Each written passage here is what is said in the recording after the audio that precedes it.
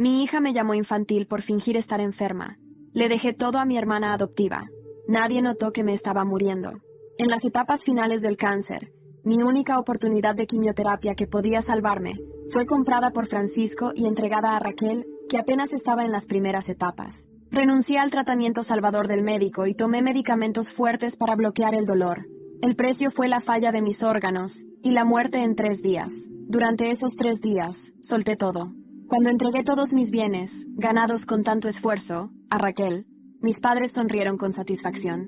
Cuando Francisco me dio los papeles del divorcio y los firmé sin dudar, suspiró y dijo que yo era muy comprensiva.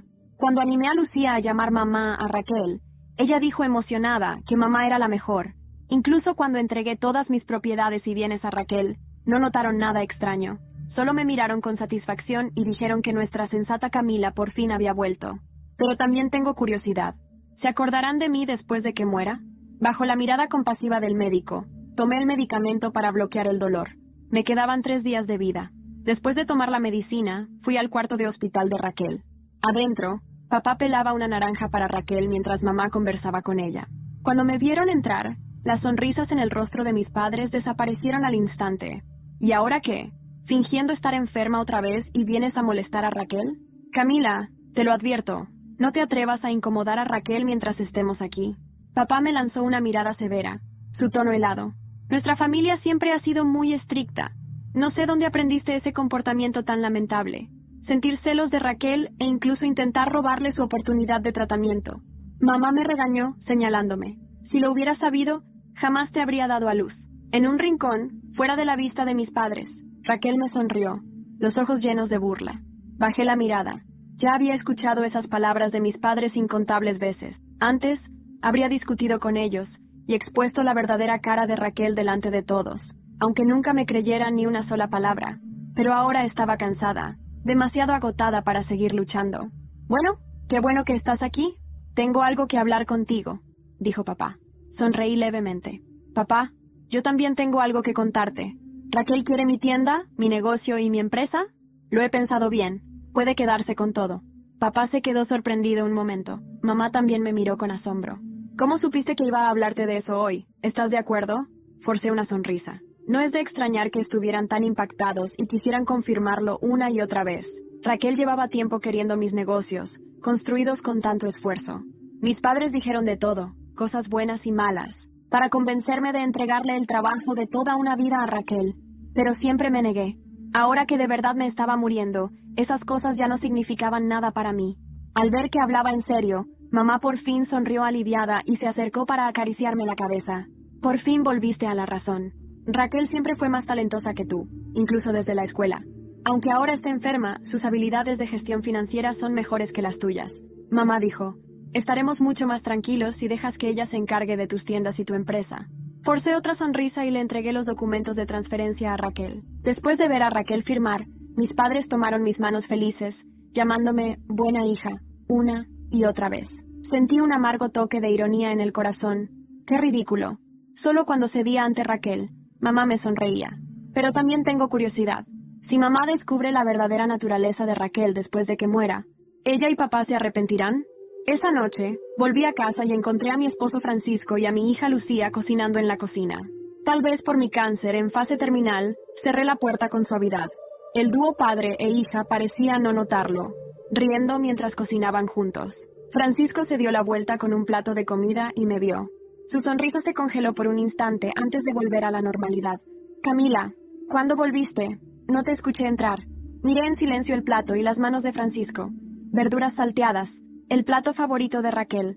La presentación rivalizaba con la de un chef profesional. Qué irónico. Estaba a punto de morir, y recién ahora descubría que Francisco, mi esposo por 5 años, sabía cocinar. Antes, siempre se quejaba de mi comida. Bajo la influencia de Francisco, Lucía poco a poco también empezó a criticarme. Me esforcé tanto por esta familia, pero al final no obtuve ni una pizca de respeto.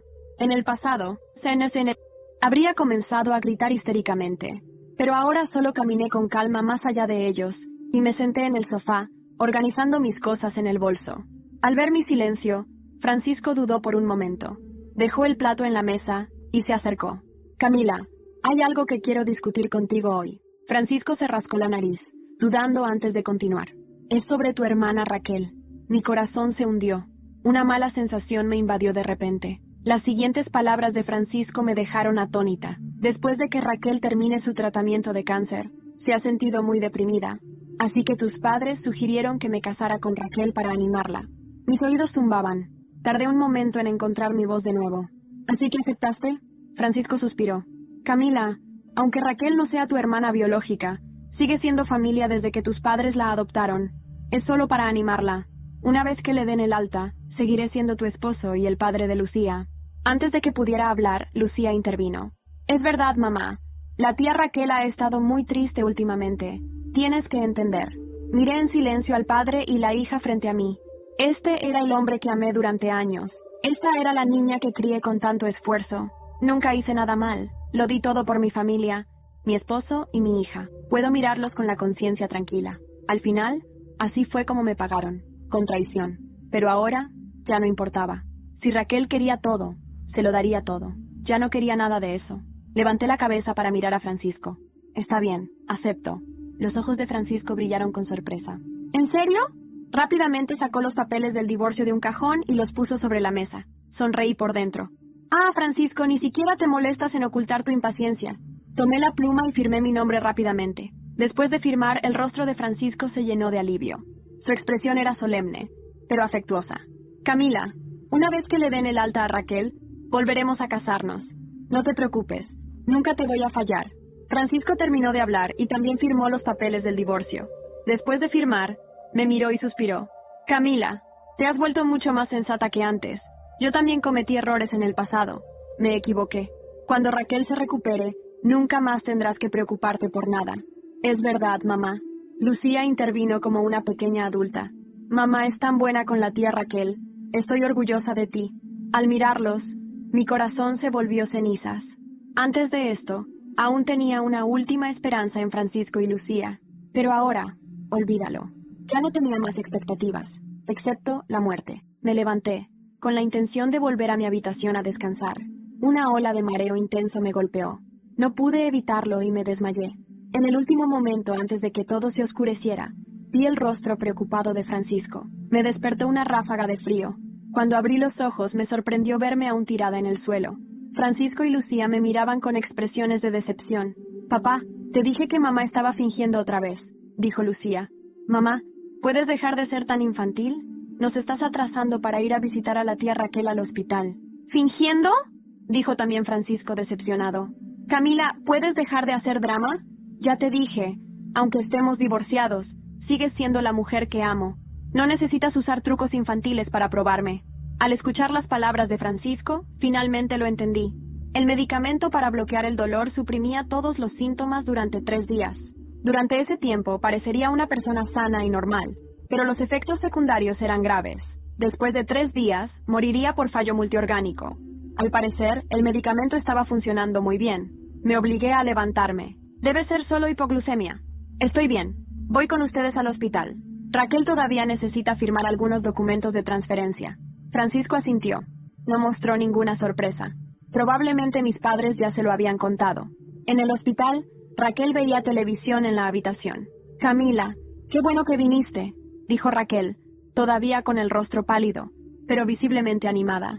Sin embargo, no se me escapó la expresión de arrogancia y superioridad en su mirada. Hey, gracias por confiar en mí para gestionar tus negocios. Tranquila, no te voy a decepcionar. Eso mismo, Camila, añadió mamá con una sonrisa. Con Raquel encargándose de tus tiendas y tu empresa. Tú puedes quedarte en casa solo recibiendo los dividendos. ¡Qué maravilla!, ¿no? Saqué los documentos restantes del bolso. En ese caso, dejaré que ella se encargue también de todos mis bienes. Así no tengo que preocuparme por nada más en el futuro. Todos en la habitación se quedaron congelados. Camila, ¿lo dices en serio? ¿Vas a darle todo a Raquel? Francisco sujetó mi brazo, con los ojos llenos de sorpresa. Esta vez, fui yo quien quedó confundida. En el pasado, siempre apoyaban a Raquel. Todo lo que ella quería, se lo daban. Si yo me negaba, eran regaños y más regaños. ¿Por qué ahora que estaba entregando todo? ¿Parecían no entenderlo? Papá fue el primero en reaccionar. Esta niña por fin entró en razón. Nuestro esfuerzo por criarte no fue en vano. Camila, qué bueno que ahora aceptas a tu hermana, agregó mamá. Así podrán vivir bien juntas. Cuando seamos viejos, será un alivio saber que se llevan bien. ¿Alivio? ¿Papá? Mamá, han sido engañados por la actuación de Raquel durante demasiados años. ¿De verdad creen que va a manejar todo correctamente? Mi cabeza comenzó a girar otra vez. Me picaba la nariz. Cuando la toqué, me di cuenta de que estaba sangrando. Camila, ¿por qué te sangra la nariz? Ni siquiera hace calor seco, preguntó mamá. Me detuve un momento mientras limpiaba la sangre. Al final, no pude evitar hablar mientras los miraba. Papá, mamá, si de verdad muriera por enfermedad algún día, ¿se arrepentirían? Pero el rostro de mamá ni se inmutó. Solo sonrió y me miró. Te ves perfecta. ¿Cómo vas a morir de una enfermedad? No digas cosas tan negativas. Eso mismo, dijo papá mirando a Raquel con preocupación. Raquel es diferente. Tenemos que asegurarnos de que reciba buena nutrición cuando se recupere. Estoy de acuerdo, añadió Lucía. Mamá está tan saludable. Quien preocupa es la tía Raquel. La última chispa de esperanza en mi corazón desapareció por completo. Ya no tenía nada por lo cual esperar. Bajé la cabeza, miré a Lucía y sonreí al decir, Lucía, ¿no decías que querías que Raquel fuera tu verdadera mamá? Estoy de acuerdo. Desde ahora, Raquel es tu mamá. ¿Por qué no la llamas mamá? Los ojos de Lucía brillaron de alegría. ¿De verdad? Sonreí levemente. Después de llamarla mamá, vas a poder comer la comida que ella cocina y tenerla siempre contigo. ¿No era eso lo que querías? ¿Estás feliz? Lucía saltó emocionada. ¡Yay! Mamá es la mejor. Gracias, mamá. Con eso, Lucía soltó mi mano y abrazó a Raquel. Mis padres y Francisco observaban la escena con satisfacción. Me giré para irme, lanzando una última mirada hacia ellos. Mis padres jugaban con Lucía al lado de Raquel. Francisco los miraba con una sonrisa en el rostro. Nadie notó mi salida. Cerré la puerta de la habitación del hospital y me fui. Con solo un día restante antes de mi muerte, no tenía a dónde ir. Mi vida había sido tan acelerada, tan llena de prisas. Nunca me permití disfrutar de verdad. Compré un billete para Veracruz para ver el mar de noche. También quería hacer una caminata, pero mi cuerpo ya no podía más. No sé por qué elegí precisamente Veracruz como mi destino final. Tal vez fue ese nombre suave, casi poético, o tal vez fue simplemente que no me quedaba nadie más a quien mirar a los ojos sin sentir que me hundía. Me quedaba un solo día de vida, y decidí gastarlo respirando frente al mar. Tomé el primer tren desde Madrid, sin equipaje, sin promesas, sin futuro. El cáncer ya había tomado mi cuerpo, y lo único que me mantenía en pie era ese maldito medicamento que engañaba a todos, hasta a mí. Me hacía parecer sana, fuerte, viva, pero por dentro, cada órgano gritaba en silencio que ya no quedaba tiempo. Me alojé en una pequeña pensión familiar cerca del paseo marítimo. No me importaba si el colchón era duro o si las sábanas olían a humedad. Solo quería silencio, paz, o algo que se le pareciera. Esa noche, cuando el sol empezaba a fundirse con el horizonte, bajé a la playa con los pies descalzos y el corazón hecho cenizas. Fue allí donde la conocí. Se llamaba Elena, una mujer mayor, con el pelo blanco recogido en un moño firme y una mirada tan aguda que me atravesó como si leyera directamente el dolor que me escondía por dentro. ¿Vienes a despedirte del mar o de ti misma?, me preguntó sin rodeos, como si supiera. ¿Y si son ambas cosas?, le respondí sin pensar. Ella soltó una risa suave, sin burla, como quien ya ha escuchado demasiadas verdades en su vida. Nos sentamos juntas frente a las olas. No le conté nada, y sin embargo, me escuchó como si lo supiera todo. Me habló de su hija, de su marido infiel, de un cáncer que venció solo para descubrir que la soledad duele más que cualquier enfermedad. Hablamos durante horas, y antes de irse, me dijo algo que me rompió por dentro. No dejes que quienes te mataron te entierren también. Haz que recuerden quién eras. Esa noche no dormí. Revisé los documentos que llevaba escondidos en la mochila. Los papeles de la transferencia de mis empresas a Raquel, la carta de despedida para Lucia, los archivos de la fundación que había creado en secreto con un abogado de confianza. Todo estaba en orden. Pero entonces algo cambió en mí. ¿Qué pasaría si la historia no terminara conmigo en la tumba? Al día siguiente, contacté con mi abogado, Javier Molina. Le pedí que no enviara todavía los papeles definitivos de la fundación.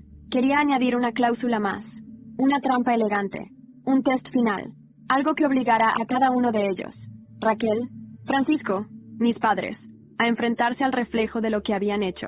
¿Estás segura de esto, Camila?, preguntó Javier, notando la urgencia en mi voz. Esto puede cambiar completamente la ejecución del testamento. Estoy segura, le respondí. Y quiero que grabes todo. Quiero que haya pruebas. Quiero que ellos sientan exactamente lo que yo sentí, pero sin morirse por dentro, como yo. Quiero que vivan. Esa fue la primera decisión que tomé, no por dolor, sino por claridad, por justicia. Horas después recibí una notificación en el móvil, una publicación viral. Era un vídeo de Raquel en una de mis tiendas, siendo grosera con una empleada y presumiendo de haberme sacado de en medio. No lo compartí, no dije nada, solo lo guardé. Volví a Madrid en el tren nocturno, con una sola misión, no morir como una víctima. Había dejado una carta de despedida para mi hija, pero decidí que no era suficiente. Lucia merecía saber la verdad, toda, aunque doliera. Antes de que amaneciera, me planté frente al hospital donde Raquel seguía recuperándose. Mi madre y mi padre estaban allí, claro, Francisco también. Parecían una familia feliz, mientras yo era el fantasma al que todos querían olvidar. Pero esa mañana, algo era diferente. Esa mañana, yo había vuelto. Entré en el hospital sin que nadie me viera. Me paré frente a la puerta de la habitación de Raquel y la escuché reír. Una risa falsa, vacía, igual que todo lo que había construido sobre mis ruinas. Iba a golpear la puerta, cuando de pronto sonó mi teléfono. Era Javier. Contesté con el corazón latiendo fuerte. Camila, tenemos un problema. ¿Qué pasa? Tu testamento. Alguien ha intentado alterarlo electrónicamente, y lo han hecho desde el despacho de Francisco. Me quedé paralizada.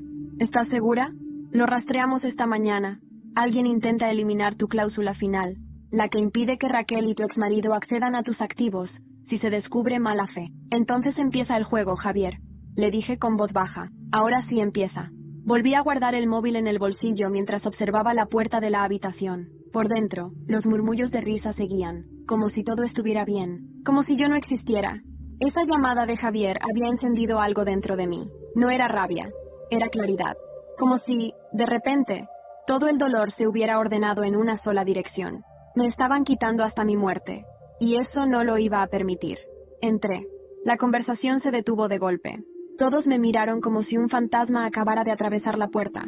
Raquel, vestida con su bata de seda azul claro, intentó componer una sonrisa. Mi madre apretó los labios. Mi padre frunció el ceño. Francisco ni siquiera fingió sorpresa. Camila, dijo él sin moverse del asiento. ¿Qué haces aquí? Pensamos que te habías ido a descansar.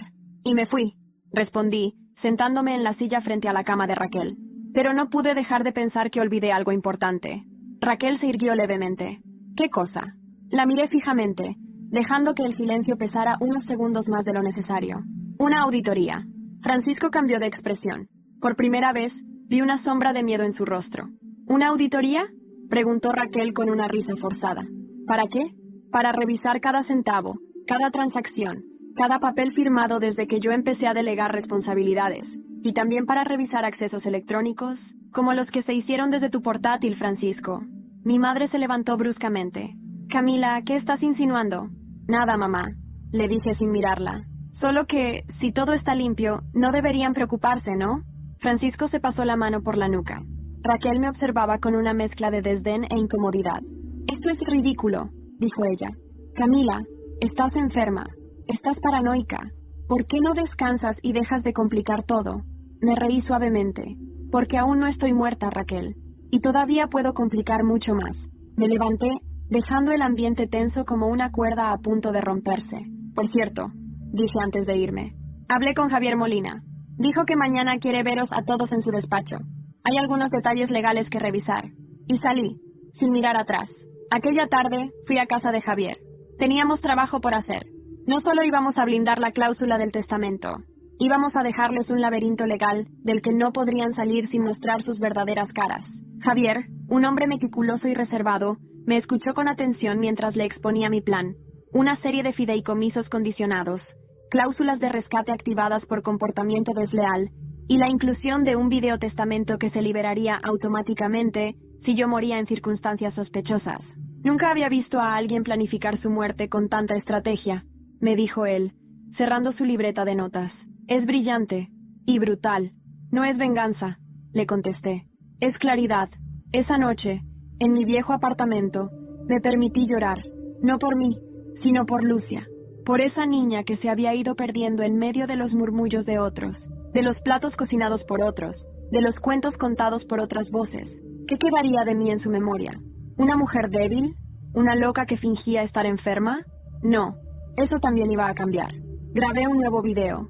sin maquillaje, con la cara cansada, con la voz firme. Lucia, si estás viendo esto, es porque ya no estoy. No quiero que me recuerdes por lo que te dijeron. Quiero que me recuerdes por lo que tú misma viste, cuando te leía antes de dormir, cuando te curaba las rodillas raspadas, cuando te defendía aunque nadie más lo hiciera. Esa era yo, y siempre lo fui. Nadie te quiso más que yo. Nadie lo hará. Cerré los ojos y respiré hondo. Pero al amanecer, una noticia me sacudió como un rayo. Javier me llamó de nuevo, con la voz más tensa que nunca.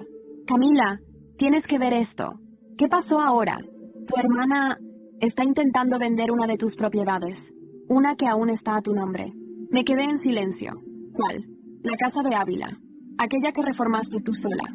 Ya hay una oferta firme, y quieren cerrar esta misma semana. Mi pecho se apretó. No, no va a venderla. Camila, no va a vender nada que no le pertenezca. Porque ahora voy a hacer algo que nadie espera. Esa casa no era solo ladrillo y tejas. Era el único lugar donde alguna vez me sentí en control de algo. La reformé con mis propias manos cuando nadie creía en mí. Cada pared la pinté con rabia y esperanza. Cada azulejo lo coloqué entre lágrimas. Y ahora, Raquel quería venderla como si fuera un adorno de feria. No, esa casa no se toca, dije en voz alta. Aunque estaba sola en el salón de mi piso viejo en Chamberí, tomé el tren hacia Ávila esa misma tarde. No avisé a nadie, ni siquiera a Javier. Si Raquel creía que yo estaba demasiado débil para actuar, que se preparara para ver a la Camila que enterró hace años.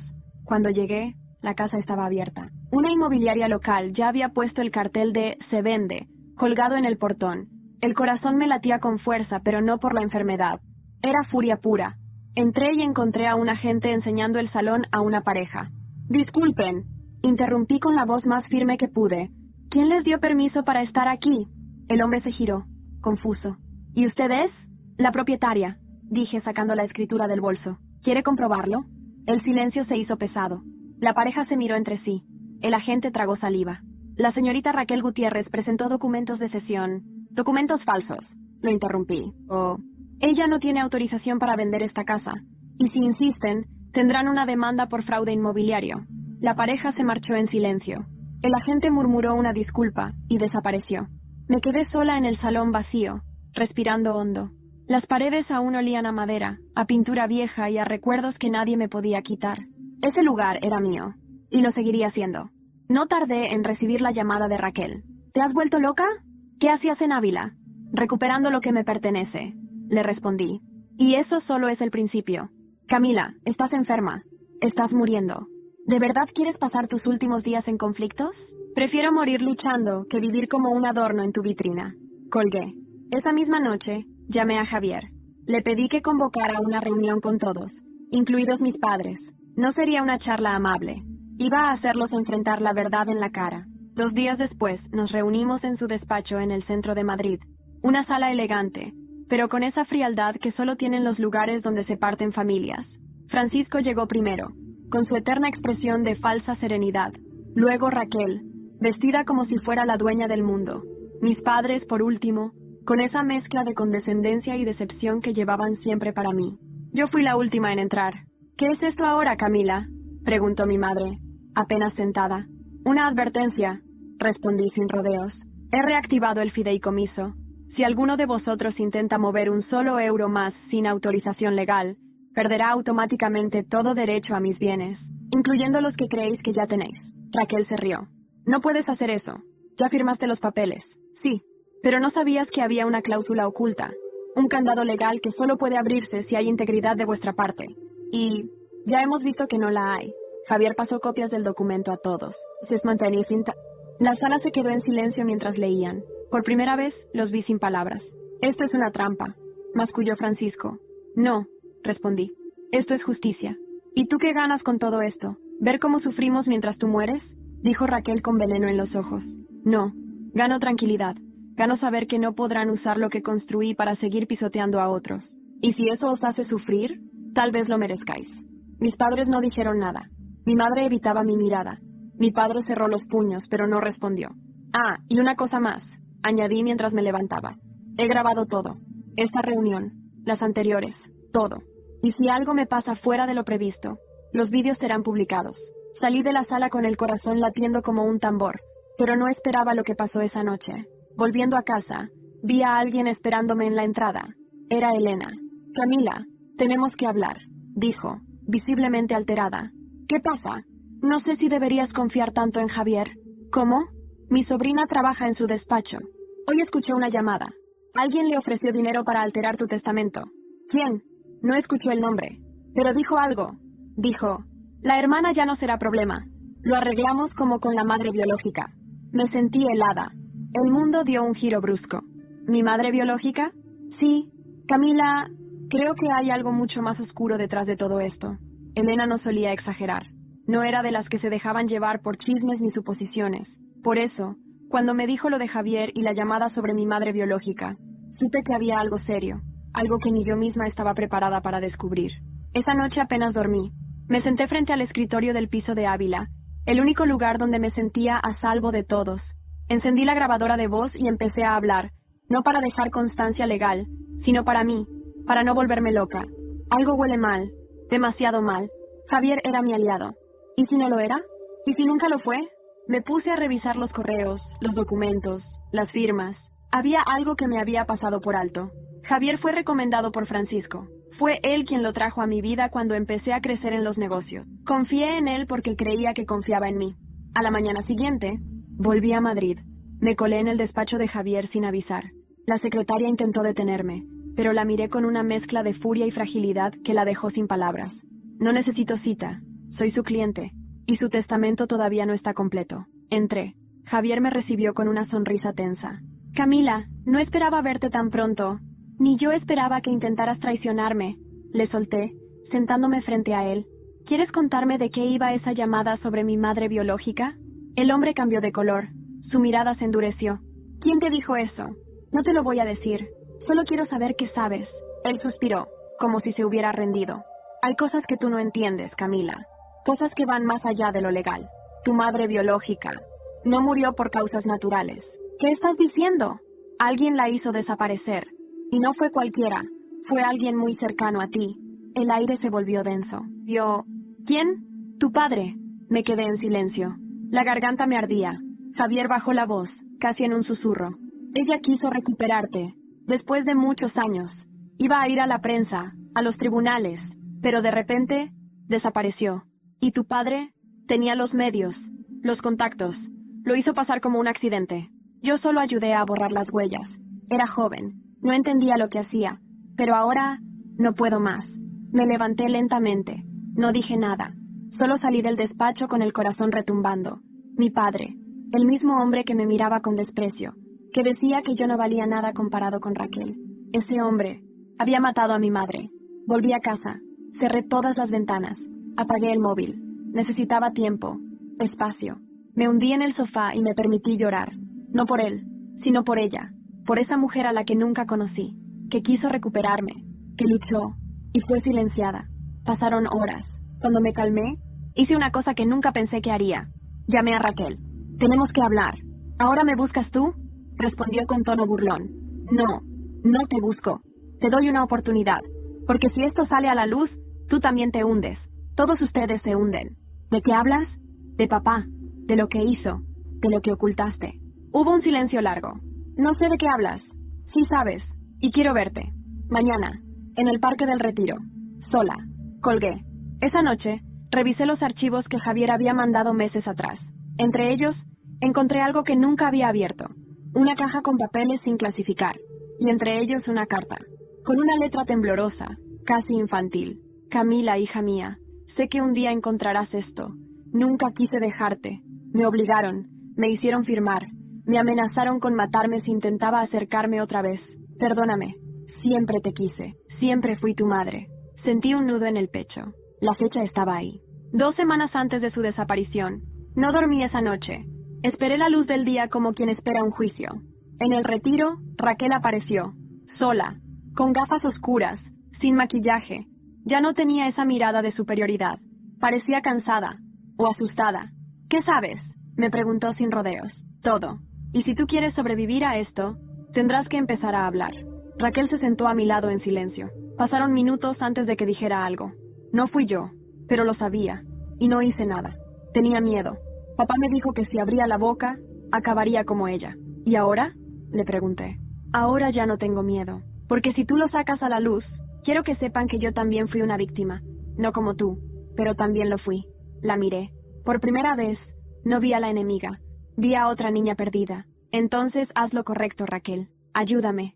Ella asintió lentamente. Hay algo que necesitas ver.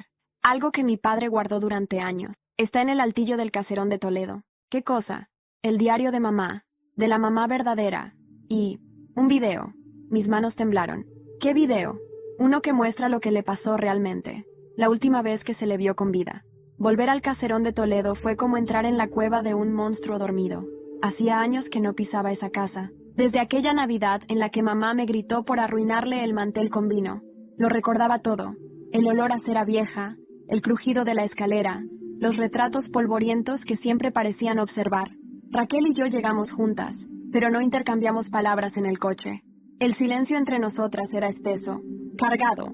Por primera vez, ella no estaba maquillada, ni altiva. Su rostro se mostraba vulnerable, humano. No sabía si era real o parte de otro de sus teatros. Pero, por dentro, algo me decía que no era la misma mujer que me arrebató todo.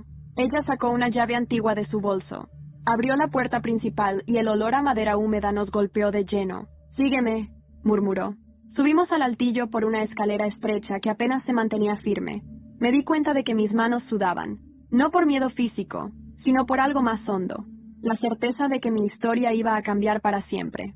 Raquel apartó unas cajas, tiró de una alfombra y abrió una trampilla oculta en el suelo del desván. Bajo ella había un compartimento de madera. Dentro, una caja metálica con cerradura. Papá la abría con un cuchillo viejo. Le hacía palanca. Buscamos por la habitación hasta encontrarlo. Era un cuchillo oxidado, envuelto en un trapo.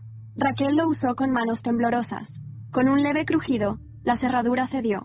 La caja contenía papeles, cartas, una libreta vieja y un pequeño reproductor de vídeo portátil con una cinta. Raquel la sostuvo entre sus manos como si fuera un animal muerto. ¿Lo ves tú primero o yo?, le pregunté. Las dos, respondió. Encendimos el aparato. La imagen era borrosa, pero el sonido se entendía. Una mujer hablaba. Su voz temblaba. Era mi madre biológica. Estaba sentada en una habitación que reconocí, el estudio del caserón. Si estás viendo esto, significa que no he podido protegerte, Camila. Ellos me obligaron a firmar. Dijeron que no tenía derecho a ti, que era una vergüenza para la familia. Me encerraron aquí, días, semanas, pero logré grabar esto. No sé si saldré viva de esta casa. La cámara se movió. Se oyó una puerta abriéndose. Un hombre entró. Mi padre. ¿Qué haces, Estela?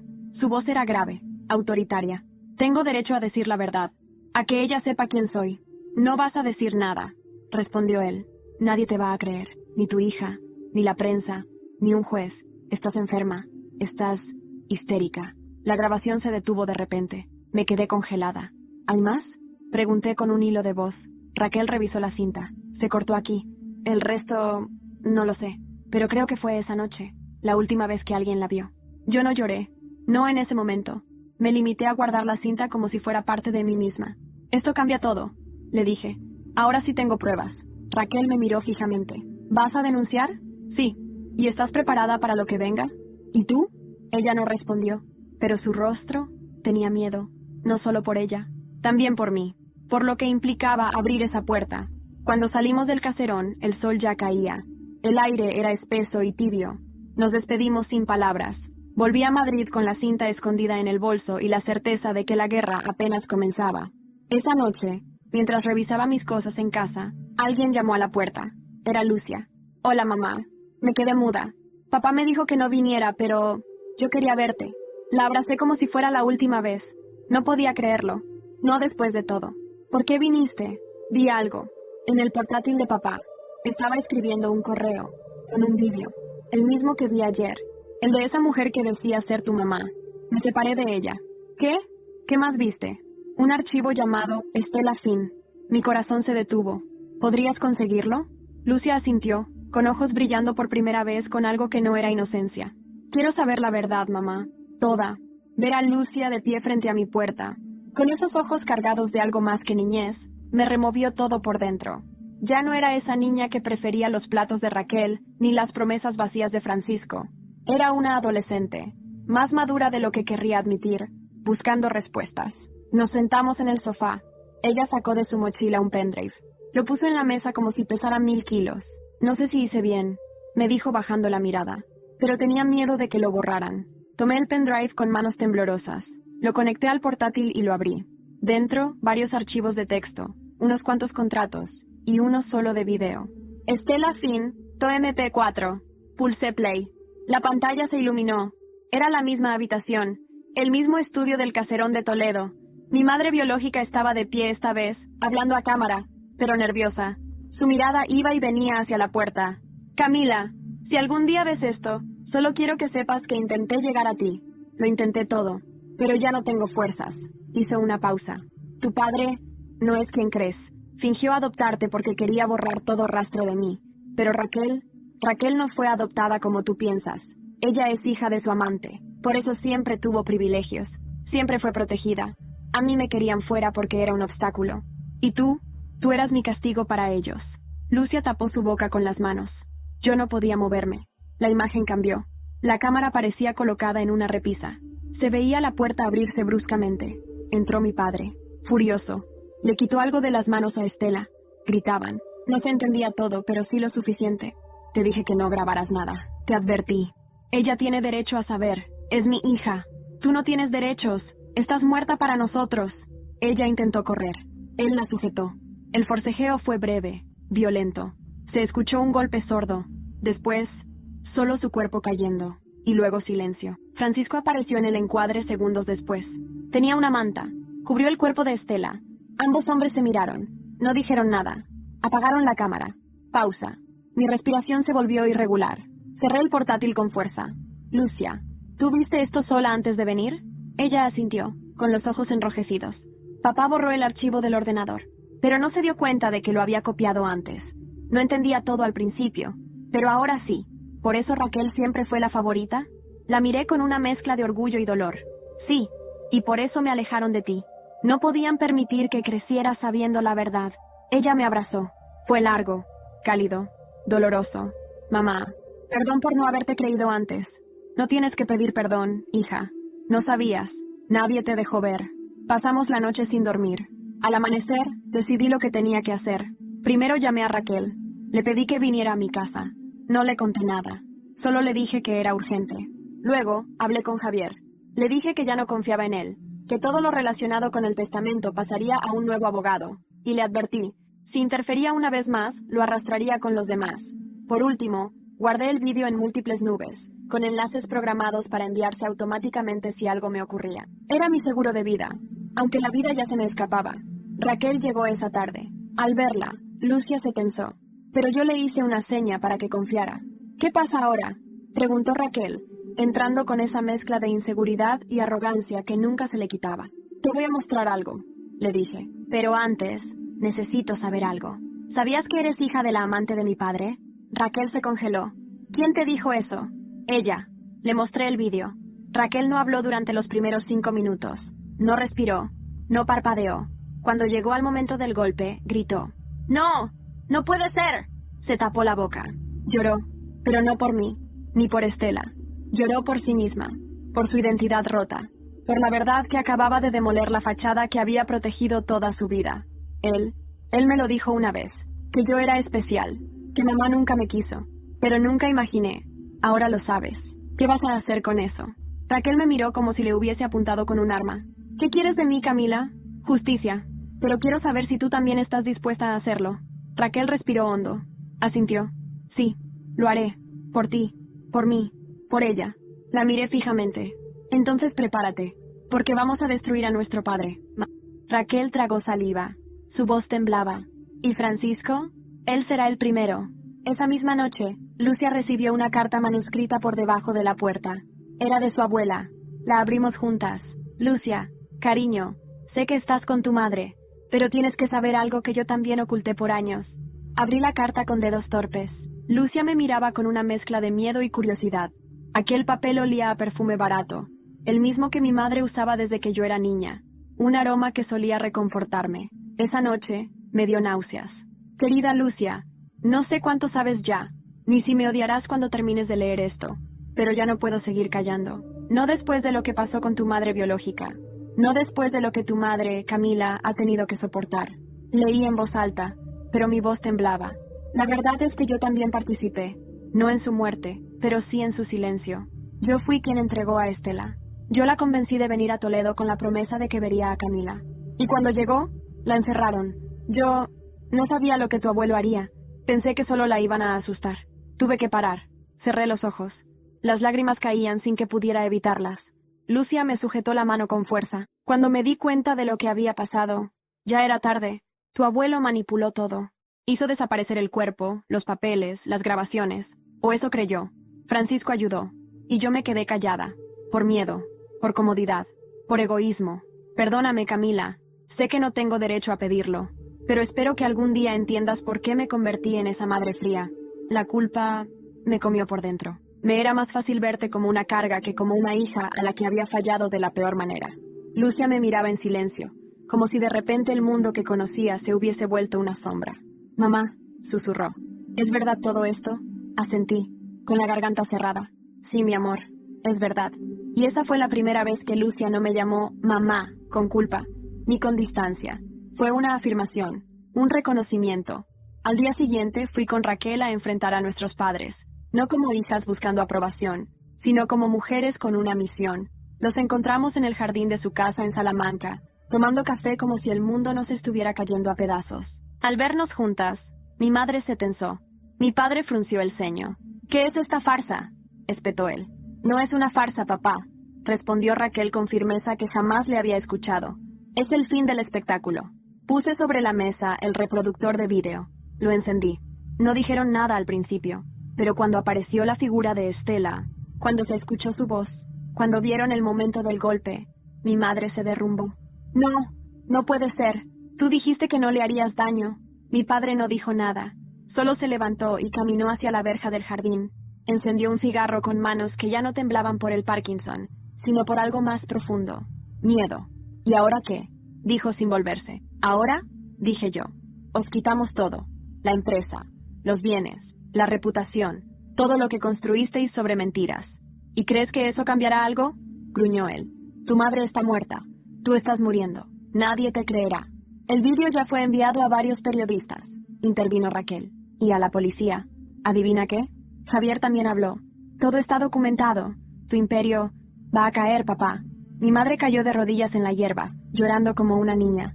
Camila, hija, perdóname, por favor. Yo no sabía que ibas a terminar así. ¿Así como, mamá? ¿Fuerte? ¿Libre? Ella alzó la mirada, sorprendida. Te vas a morir. Sí, pero me voy en paz, cosa que tú no tendrás nunca. Mi padre tiró el cigarro al suelo. Siempre fuiste débil, Camila. Por eso Estela no te pudo proteger. Me acerqué a él y lo miré fijamente. Y tú siempre fuiste un cobarde. Por eso la mataste. Raquel y yo nos fuimos dejando a nuestros padres en ruinas, rotos, enfrentados a sus propios fantasmas. Al día siguiente, la noticia explotó. Escándalo en la élite empresarial de Salamanca. Empresario acusado de encubrir asesinato de la madre biológica de su hija. Las redes ardieron. La prensa desenterró todo. Fotos, registros, declaraciones. Pero lo que no esperábamos era lo que Francisco estaba a punto de hacer. Esa misma noche, Lucia recibió un mensaje desde el número de su padre. Ven al ático. Hay algo que tu madre aún no te ha contado. Algo que puede cambiar todo. Lucia y yo miramos el mensaje durante varios segundos. Sus manos temblaban, y yo podía sentir cómo la incertidumbre la devoraba. No sabía si debía sentir miedo o alivio por lo que ese mensaje podría significar. Pero una cosa era clara. Francisco no iba a dejar que su vida cayera sin luchar, sin al menos intentar manipularnos una vez más. «Mamá, ¿qué cree que puede haber en el ático?», preguntó Lucia con la voz quebrada. «No lo sé, hija, pero lo descubriremos». Nos dirigimos hacia la casa de Salamanca esa misma noche. Era tarde, las calles vacías, y la luna apenas iluminaba el camino hacia la mansión. El ambiente estaba denso, tenso, como si el aire estuviera cargado de algo inminente. Al llegar, la casa estaba en silencio, como siempre había estado. Pero esa quietud era diferente. Era la calma antes de la tormenta. Subimos las escaleras hacia el ático. Cada paso retumbaba en mi cabeza, como si el suelo estuviera tratando de advertirnos. Lucia no soltaba mi brazo, y yo tampoco la dejaba ir. Esta vez, no sabíamos qué esperar. Al llegar a la puerta, No necesité llamar. La puerta estaba entreabierta. Francisco estaba allí, esperándonos. ¿Por qué estás aquí, papá?, preguntó Lucia con voz desafiante. Porque necesitáis saber la verdad, Lucia, dijo con la mirada fija en nosotras. Hay cosas que no entendéis, cosas que Camila nunca quiso que supieras. Su tono ya no era autoritario ni agresivo. Estaba cansado, como si la mentira lo hubiera alcanzado y lo hubiera dejado vacío. Entramos y nos dirigimos hacia el único mueble que parecía estar fuera de lugar. Una mesa de madera antigua, cubierta con polvo, que ocultaba algo debajo de un mantel. Francisco la levantó con mano temblorosa, revelando una caja de metal, similar a la que habíamos encontrado en Toledo. Era más pequeña, pero su contenido parecía aún más importante. Lucia dio un paso adelante. ¿Qué es esto, papá? Es la última parte del rompecabezas, Lucia, respondió él. La clave de todo lo que ha pasado en nuestra familia. Abrí la caja con las manos frías. Dentro había varios documentos, algunas cartas con una letra conocida, y una foto que me heló la sangre. Estela, mi madre biológica, pero no estaba sola. Junto a ella, en esa fotografía amarillenta, había un hombre que no era mi padre. Me giré hacia Francisco, con el corazón acelerado. ¿Quién es este hombre, Francisco?, le exigí saber. Él suspiró profundamente antes de hablar. Es el hombre que mató a Estela, el verdadero responsable de todo. El hombre con el que tu madre biológica estaba involucrada antes de que la separaran de ti. La sangre me subió a la cabeza. El hombre de la foto no era nadie que pudiera haber imaginado. Era alguien del círculo más cercano de mi familia. Alguien que había estado jugando a ser amigo de mi padre por años, un socio de su empresa. Y si eso no fuera suficiente, el mismo hombre que, según los documentos, había sido pagado por Francisco para desaparecer a Estela, para borrar todo rastro de ella. ¿Qué estás diciendo, Francisco? ¿Lo mataste? Grité, incapaz de mantenerme tranquila. No, Camila, no lo maté, pero sí lo ayudé. Lo ocultamos, lo protegimos, porque a tu madre biológica no la queríamos cerca. Ella era una amenaza para lo que yo había construido. Lucia dio un paso atrás, con la mirada vacía. La cara de Francisco, tan vacía como la de mi madre, comenzó a transformarse. Había pasado tanto tiempo ocultando la verdad que, cuando finalmente salió a la luz, no podía soportarlo. Él no sabía si su familia lo iba a perdonar o si iba a morir con ese peso sobre sus hombros. Por favor, ¿qué quieres que haga ahora?, dijo, casi suplicando. La rabia me quemaba, pero me controlé. No podía dejarme arrastrar por la emoción del momento. Lucia miraba todo esto como si fuera una película, pero era nuestra vida, la suya, la mía. No esperes que te perdonemos, Francisco, le respondí con voz firme. La única salida es enfrentar las consecuencias. Lucia se acercó a mí, colocó una mano en mi hombro. Sabía lo que esto significaba. Sabía que lo que habíamos descubierto no quedaría sin consecuencias. ¿Qué vamos a hacer con esto, mamá?, preguntó, con miedo. Miré la foto de Estela una vez más, luego los documentos que Francisco había guardado por tanto tiempo. Ahora todo estaba claro. No se trataba solo de la venganza o la justicia, era la reparación del daño irreparable. Vamos a asegurarnos de que todo salga a la luz. Vamos a llevar esto a la policía, y cuando todo se sepa, no habrá nada que hacer para ellos. No más mentiras. Francisco no dijo nada más. Se dejó caer al suelo, derrotado, sin saber qué más decir. La verdad, por fin, había sido desvelada. Esa noche no hubo celebraciones, solo una calma incómoda, una sensación de que algo había terminado, pero que aún quedaban muchas batallas por librar. Sabíamos que lo peor estaba por llegar, pero también sabíamos que la mentira ya no podía salvarlos. Al día siguiente, llevé toda la evidencia a la policía. Las grabaciones, las cartas, los documentos, todo estaba listo. Lo que quedaba ahora era esperar. Al regresar a casa, Lucia se acercó a mí. Me miró con una mirada diferente. Había pasado por mucho, pero al final la verdad la había encontrado. Mamá, ahora que todo esto se ha acabado, ¿crees que alguna vez seremos una familia de nuevo? Me quedé en silencio, mirando las noticias de fondo. Sabía que el futuro era incierto. No sabíamos qué vendría después, pero había algo que sí sabía. No lo sé, Lucia, pero lo que sí sé es que no necesitamos ser una familia para seguir adelante. Vamos a vivir nuestras vidas, sin más mentiras. Lucia sonrió débilmente. Lo haremos, mamá, lo haremos. El juicio no tardó en llegar. Las pruebas eran incontestables. Vídeos, documentos, confesiones. Todo estaba claro. Todo estaba atado. Nadie podía escapar. No esta vez. Francisco fue detenido una semana después de entregar los documentos a la policía. Los cargos iban desde encubrimiento de asesinato hasta manipulación de herencia y fraude documental. No dijo ni una palabra al ser esposado. No luchó. Solo bajó la cabeza y se dejó llevar. En el fondo, creo que siempre supo que ese momento llegaría. Solo que jamás pensó que vendría de mí. De la mujer que una vez dijo amar. Mis padres... Bueno, ellos no soportaron la exposición pública. Mamá desapareció del mapa social. Abandonó los eventos, los cócteles, las reuniones de beneficencia. Los medios habían publicado su carta. Muchos la llamaban cómplice. Otros, cobarde. Y no les faltaba razón. Papá fue citado a declarar varias veces, pero se refugió en un estado de salud debilitado y se encerró en casa. A Raquel no la volvió a mirar a los ojos. Ella, por su parte, estaba cambiando. No me atrevía a decir si era redención o simplemente la necesidad de sobrevivir a su nueva realidad. Había entregado voluntariamente todos los bienes que alguna vez creyó suyos. Renunció a los cargos empresariales, habló en televisión, admitió todo, desde la manipulación hasta la ceguera con la que fue criada. La gente aún la juzgaba, pero en sus ojos ya no vi esa arrogancia insaciable. Vi a alguien quebrada, pero quizás por primera vez, honesta. No busco perdón, dijo en una de las entrevistas. Solo quiero que mi hermana tenga paz.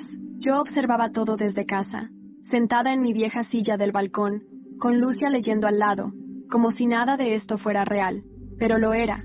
Cada palabra, cada gesto, cada rostro en los medios era parte de una historia que ya nadie podía negar. La Fundación Estela empezó a operar oficialmente esa misma semana. Fue como ver nacer algo que siempre debió existir, un espacio para mujeres abandonadas, traicionadas por sus propias familias, para madres solas, para hijas perdidas. En cada rincón había algo mío, algo de ella, mi madre. No pude asistir a la inauguración. El cuerpo ya no me acompañaba. El tratamiento que había rechazado habría prolongado mi vida, pero no la habría salvado. Y yo no quería vivir una vida a medias. No más. Elegí vivir estos días con todo, incluso si eso significaba acercarme más rápido al final. Pero Lucia fue, vestida con una chaqueta de mezclilla y unos zapatos deportivos. Sencilla, pero poderosa. Dio un discurso que no esperábamos. Mi madre no murió como víctima, dijo ante las cámaras. Murió como una mujer que nos enseñó lo que significa la verdad, que nos dejó una herencia más grande que el dinero, nos dejó la libertad.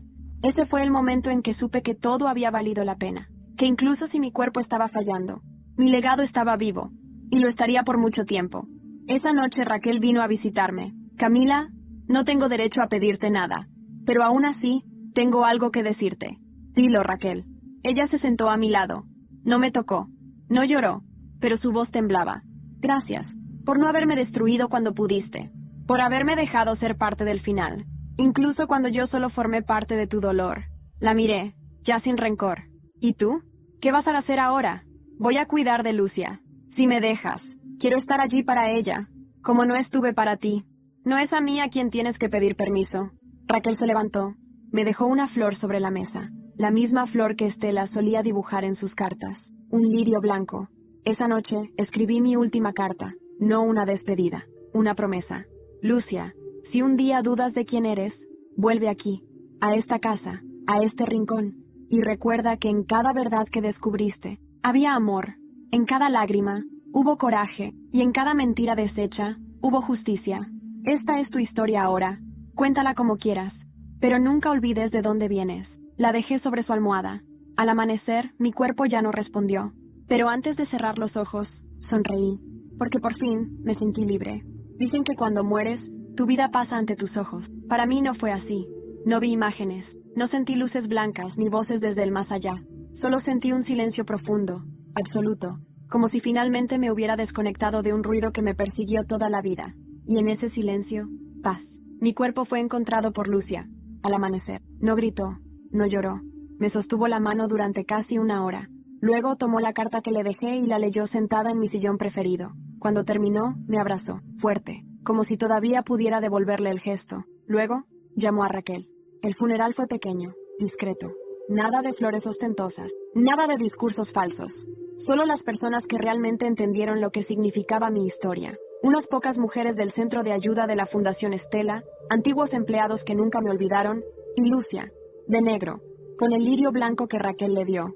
Francisco fue sentenciado a 8 años de prisión, no por asesinato. No había pruebas suficientes para eso. pero sí por encubrimiento, coacción y fraude. En el juicio, no alzó la vista una sola vez. Lucia fue a visitarlo meses después, no para perdonarlo, solo para que supiera que no le temía. Papá, te he perdonado por mí, no por ti, porque no pienso cargar con lo que hiciste. Francisco lloró, pero ella ya no era su niña, era hija de otra mujer, de mí. Mis padres adoptivos vendieron la casa de Salamanca y desaparecieron del mapa. Se fueron al norte, a Asturias, según dijeron. No recibieron ninguna herencia. Todo quedó bloqueado por las cláusulas que Javier, ahora fuera de la historia, ayudó a establecer antes de su caída profesional.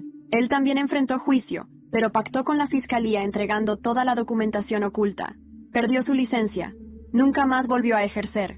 Raquel, por su parte, hizo algo que nadie esperaba. Renunció a su apellido. Legalmente cambió su nombre a Raquel Estela Ruiz, en honor a mi madre biológica. Asumió la dirección ejecutiva de la fundación, no por redención, sino por determinación. Estoy aquí para asegurarme de que lo que le hicieron a Camila no le pase a nadie más, dijo en una entrevista televisiva un año después. Fue cuestionada, criticada, incluso humillada en redes, pero no retrocedió. Cada centro abierto, cada adolescente rescatada de una familia tóxica, era una forma de expiar sus errores. Y Lucia, ella floreció.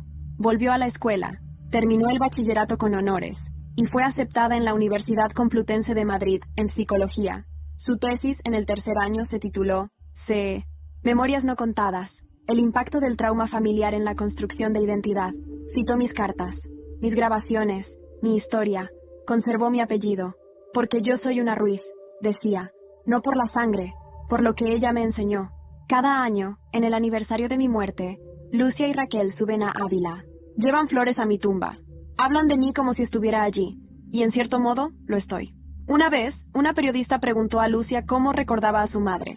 Ella solo dijo una frase. Mi madre fue una mujer que murió para que otras vivieran, y ese será siempre su legado. El mar de Veracruz ahora tiene una placa con mi nombre, gracias a una donación anónima de mujeres que nunca conocí. Dice, aquí descansan las promesas de una mujer que no fue vencida, que entregó todo, incluso su vida, para que otras descubrieran la verdad y el valor de ser libres. Y así termina mi historia. No como un cuento de hadas, sino como una verdad que dolió, que ardió, pero que finalmente liberó. Porque aunque me llamaron infantil por fingir estar enferma, fui lo suficientemente adulta para morir con la conciencia limpia, sabiendo que todo cayó por su propio peso, y que mi voz aún resuena.